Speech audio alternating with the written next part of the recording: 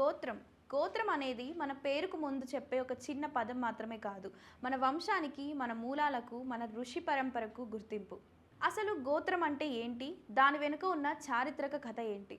పూర్వకాలంలో మన భారతదేశంలో మహర్షులు ఉండేవాళ్ళు. వాళ్ళు కేవలం తపస్సు చేసిన వాళ్ళు కాదు, సమాజానికి జ్ఞానం ఇచ్చిన గురువులు.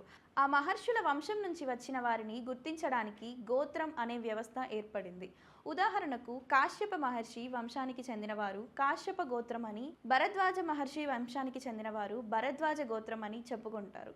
అంటే గోత్రం అనేది మన ఇంటి పేరు కంటే గొప్పది. అది మన మూల పురుషుడి గుర్తు. దీనికి ఒక ఆసక్తికరమైన కథ కూడా ఉంది.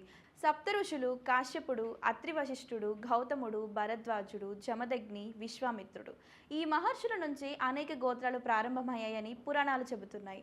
అందుకే వివాహ సమయంలో కూడా గోత్రాన్ని చాలా ముఖ్యంగా సూచిస్తారు. మన గోత్రానికి చెందిన వారు ఒకే వంశంగా భావించబడతారు. అది కేవలం ఆచారం కాదు, మన సంస్కృతిలో కుటుంబ పరిరక్షణకు పెట్టిన గొప్ప నియమం. ఇంకొక విషయం ఏంటంటే, మన దేవాలయంలో అర్చన చేయించేటప్పుడు పూజారి గోత్రం చెప్పండి అని అడుగుతారు. ఎందుకంటే దేవుని ముందు మన వంశ పరంపరను గుర్తు చేసుకుంటూ ఆశీర్వాదం కోరడం అనేది ఎంతో పవిత్రంగా భావించబడింది. ఈ రోజుల్లో చాలామందికి తమ గోత్రం కూడా తెలియదు. కానీ మన మూలాలను తెలుసుకోవడం అంటే మన సంస్కృతిని గౌరవించడం. గోత్రం అనేది కేవలం ఒక పేరు కాదు, అది వేల సంవత్సరాల నుంచి వస్తున్న భారతీయ సంస్కృతి, మన ఋషుల ఆశీర్వాదానికి ప్రతీక.